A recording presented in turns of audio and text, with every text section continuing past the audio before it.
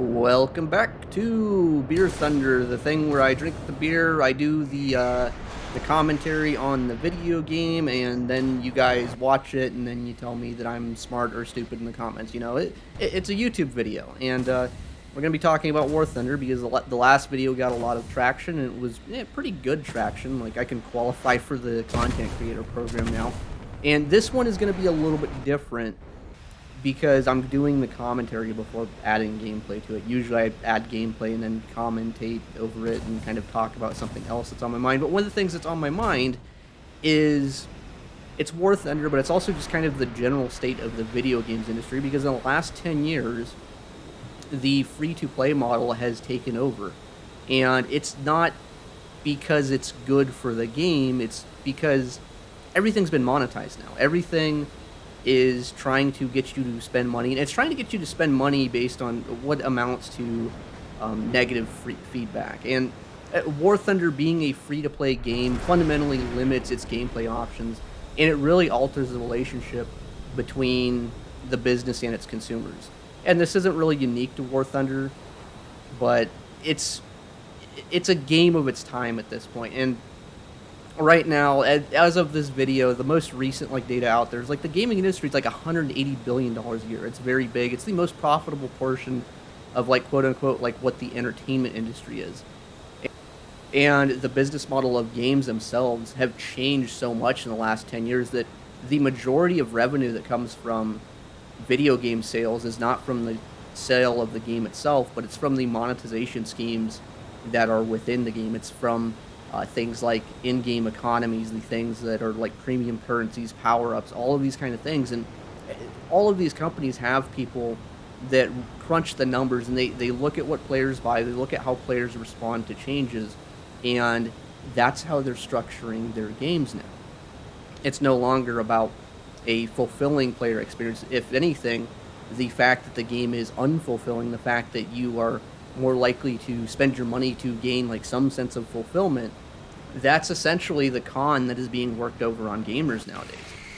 So let's take War Thunder as an example. The way that free-to-play games work is they try to hook you in with interesting gameplay, and then they try to make you do the grind or do whatever the economy stuff is as a habit, and then eventually, as you transition from being just a player into a payer, you actually start to identify the game as a hobby. It becomes something that you are rationalizing against other things that you could do. I'm a War Thunder player. Instead, I will do War Thunder because it's more valuable to me than going golfing or doing an actual a physical hobby. And War Thunder structures itself pretty well for this. You get the game, and immediately the first thing you're confronted with is there's 3 or 4 different types of currency. There's different game modes to play. There's a lot to do. The interface is not very intuitive, and the gameplay itself ends up being secondary to getting to the reward screen, because if you are a newer player, and that's where War Thunder's money is going to be, is in monetizing its newer players, you're confronted with the fact that you start at basically 1933. You start way far back, and you were probably advertised an experience that is based on say the F-14, the F-16 modern air combat or modern tank combat, and you're confronted with the fact that you have to go through this ginormous tech tree. And yes, it's all there, but what's going to happen is that grind is structured so that you make a lot of progress early on that hooks you into the game, that makes you think that the grind is going to be consistent, and then the further you get along, the longer it gets, but the more invested you are, because you've already reached that point. You've already committed to it. You've mentally got to that point. At the same time, you have multiple layers of in-game mechanics that really are only there as a means to convert you very quickly from a free-to-play player into someone who pays for the game. It's things take for instance, crew points. Why do they exist within the game? And the simple answer is the way that crew points function within the game is they're essentially a power-up, or it's more not really a power-up as much as it is a power-down, as in if you're playing with a low-level crew, it's just one more thing to grind, and it's one of those things that very early on, if you just buy an ace crew, or you buy at least all the crew points to get your G tolerance and all that stuff up, it makes the game a lot more playable. You pay for the convenience of not being as frustrated. The same thing goes for your premium planes. Is you pay for those planes because, number one, they get you far beyond the starting tiers, beyond the tiers that are probably even harder to learn. Like, I would argue that props for someone who is brand new to the game, like, that's hard to learn. Is the mechanical skill of having to aim your shitty little machine gun and actually kill the other guy, that's hard to learn. It's a lot easier to queue up in something like an F5C or whatever, and you can go one of two ways about it. You can go bomb your bases and you're going to get a consistent reward, or you can do PvP stuff, but because you're fighting in lobbies that are also predominantly other players of the same skill experience, you're going to find success. And because the game is structured around the grinding process, because the game is structured around like a rewards process, it's going to be successful. This game in size has, since 2020, has basically doubled or tripled in size. Like, yes, everyone says War Thunder is the worst that it's ever been. It's dying, it's dying, it's dying. And War Thunder isn't a perpetual death cycle because the gameplay is arguably getting worse, but the people that are leading the charge when it comes to talking about gameplay are experienced. And free-to-play games, in order to be profitable, or at least to maximize profitability, can't cater to experienced and skilled players, because the more experienced you are, the more likely you are to be towards the end of your monetization process. And for these companies, one of the things they're going to look at is the amount of money that people spend, but also like on the things they spend it, whether or not the game is still growing.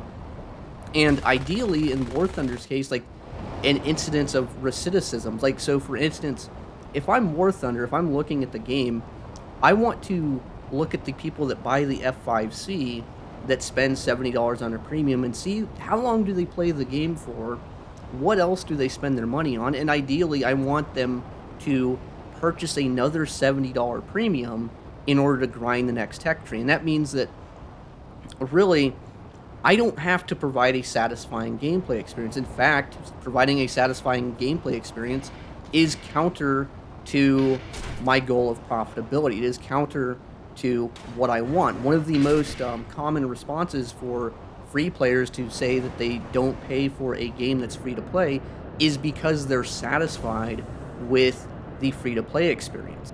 And it's for that kind of reason that we don't have a lot of the quality of life things that we have been asking for a very long time. We don't have as many game modes as we would like. Like, people have been asking for the better part of a decade right now for just like a tanks only game mode. We don't have it, and the reason that we don't have it is adding more game modes means that those game modes either have to exist within the economy, and then you have to balance them together, and you run the risk of creating a game that's actually good, a gameplay experience that's actually satisfying. Like, imagine for a second if you could log into War Thunder and there was a 1v1 playlist, there was a 2v2, there was a 4v4, basically all the stuff that we used to have in like first-person shooter games before free-to-play existed. It means that you could come in and you get frustrated with 1v1, so you move on to like a bigger battle, or you move on to a different scenario, and it would make the game a lot more tolerable, especially if all of those game modes like factored into the grinding mechanics.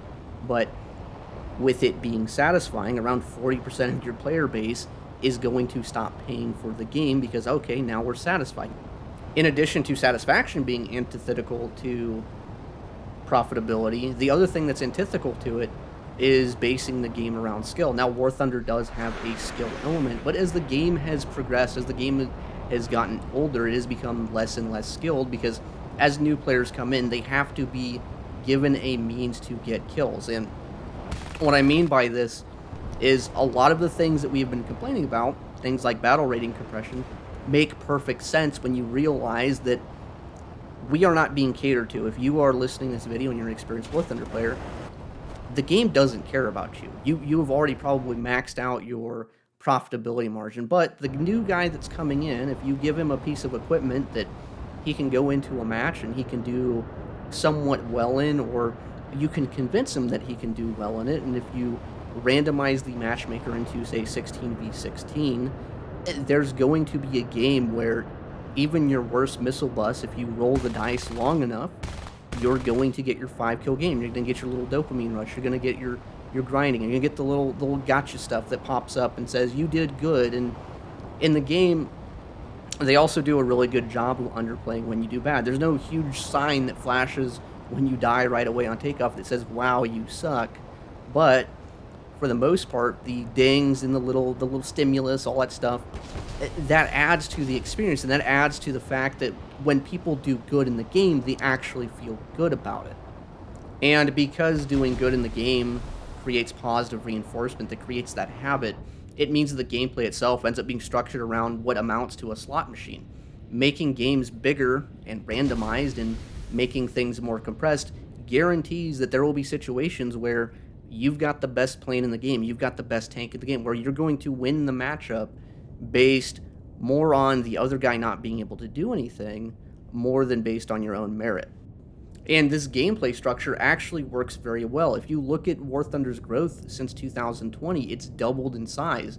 And kind of like the turning point that I think historically for as far as the metrics go, as far as what Gaijin realized about their game, is when they introduced planes like the Harrier GR1. Because when the GR1 was introduced, it was introduced at 9.3.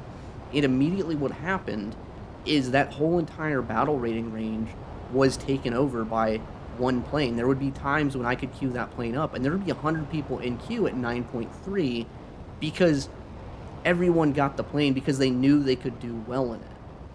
Now, one of the things that free-to-play games can't do, though, and they can't do it well, is they can't be outright pay-to-win. That means that your pay-to-win mechanics can't actually just be you push a button and you beat people PvP, but at the same time, War Thunder ends up structuring itself that way in some regards based on its battle rating system. I think the most obvious example of a pay-to-win type mechanic, one of the biggest examples, though, I would say, is the KA-50. The KA-50 was introduced about the same time as the GR1, and people rushed to that thing because you could immediately break out your credit card, and now you have the best helicopter in the game. And that helicopter ruined a whole entire game mode. Helicopter PvP stopped being a thing because it was overran with more or less just one vehicle.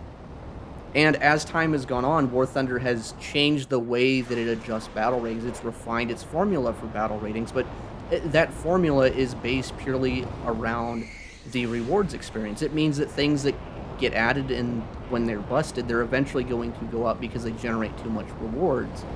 But it still means that the pawn that we function in is still based on this really compressed system where we are trying to randomize input versus output so that everyone has an equal chance of getting their dopamine rush, of getting their success. And then on top of that, what War Thunder has done is they've incorporated every single profitability mechanic that they can. Like, we have loot boxes, we have premium currency, we have premium accounts, we have a battle pass, we have artificial scarcity in the form of event planes. And what this means is that the gameplay itself is completely subjugated by the profitability mechanics. It means that anything that gets added to War Thunder is going to be in pursuit of some kind of new profitability mechanic.